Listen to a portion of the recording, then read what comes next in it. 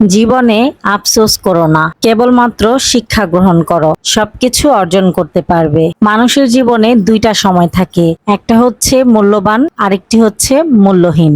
আসসালামু আলাইকুম, সবাই কেমন আছেন? আশা করছি সবাই খুব ভালো আছেন। আমি আলহামদুলিল্লাহ ভালো আছি। এই তো চলে আসলাম আরেকটি নতুন ব্লগ নিয়ে। আশা করছি সবাই একটা লাইক দিয়ে শুরু থেকে শেষ পর্যন্ত দেখবেন। সকালে নাস্তাটা করে নিলাম, তারপর এখন লেবু চা বানিয়ে নিচ্ছি। লেবু চা খেলে খুবই ফ্রেশ লাগে সকালবেলা। দুধওয়ালা আঙ্কেল দুধ দিয়ে গেল 5 লিটার। তো দুধগুলোকে ছেঁকে বোতলে ঢেলে ফ্রিজে রেখে দিব, ডিপ ফ্রিজে।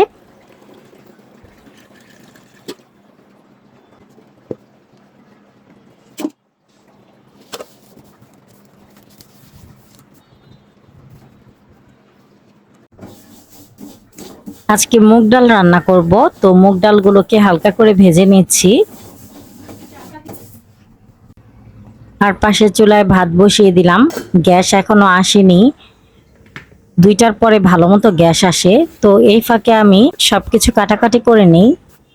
আজকে চিচিঙ্গা ভাজি করব ডিম দিয়ে। তো চিচিঙ্গাগুলোকে আমি ছিলে নিচ্ছি, তারপর পাতলা করে কেটে নিব।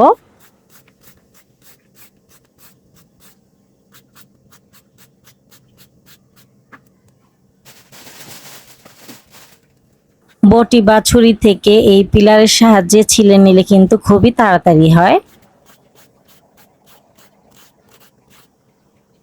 এখন চিচিঙ্গা ভাজিটা বসিয়ে দিই। তেলের উপর আমি পেঁয়াজ কুচি দিয়ে দিলাম, কাঁচামরিচ ফালি করে দিয়ে দিলাম, একটুখানি হলুদের গুঁড়া আর পরিমাণ মতো লবণ দিয়ে ভাজিটা বসিয়ে দিব। আসুন জেনে নেই চিচিঙ্গার উপকারিতা। চিচিঙ্গার মধ্যে আছে fat, carbohydrate, vitamin A, E, potassium, sodium, magnesium এবং জিঙ্ক। জ্বর, হজমের সমস্যা, ডায়রিয়া, পেট ফেঁপে যাওয়া সমস্যায় খুবই উপকারী এই চিচিঙ্গা। এর মধ্যে জলের ভাগ বেশি, ফলে গরমের দিনে তা শরীরকে আর্দ্র রাখতেও সাহায্য করে। প্রেসার কুকারে আমি মুগ ডালটা সেদ্ধ করে নিয়েছি, এখন বাগার দিব। সব মশলা দিয়ে ডালটা ঘুটে নিয়েছিলাম। তেলের উপর শুকনা মরিচ, আস্ত জিরা, পেঁয়াজ আর রসুন কুচি দিয়ে বাগার দিয়ে দিব ডালটাকে।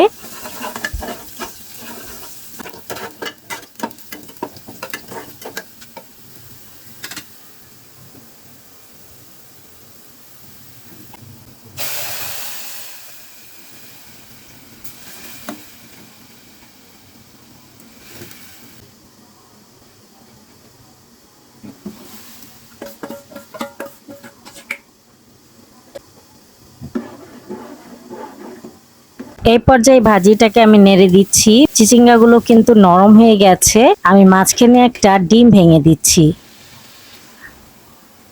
লাস্ট পর্যায়ে ডিম ভেঙে দিলে চিচিঙ্গা ভাজিটা খেতে অনেক বেশি মজা লাগে।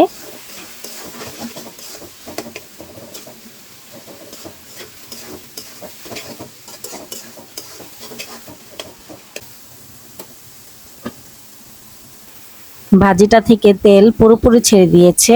এ পর্যায়ে আমি একটা বাটিতে ঢেলে নিব। ভাজিটা হয়ে গেছে।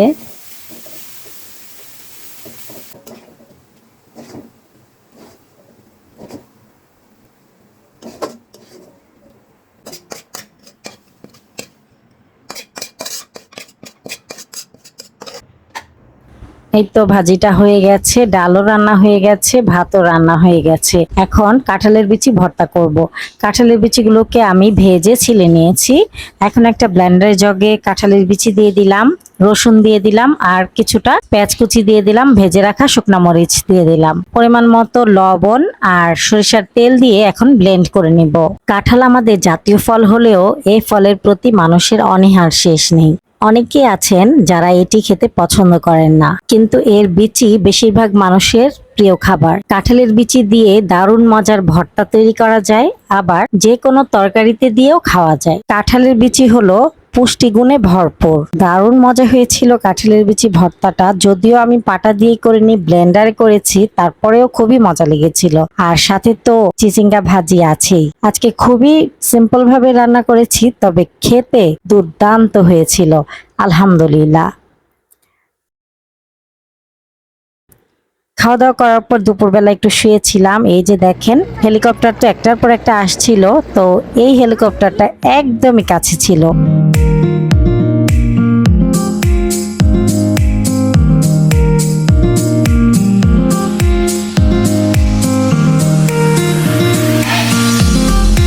টাইম ল্যাপসটা কেমন হয়েছে কমেন্টের মাধ্যমে কিন্তু জানাতে ভুলবেন না। সন্ধ্যার পর ভাবলাম যে মুড়ি মাখি, আজকে অনেকদিন ধরে মুড়ি মাখা খাওয়া হয় না। তো এখানে পেঁয়াজ কুচি, কাঁচামরিচ কুচি আর আদা কুচি দিয়েছি, আর সরিষার তেল তো লাগবেই।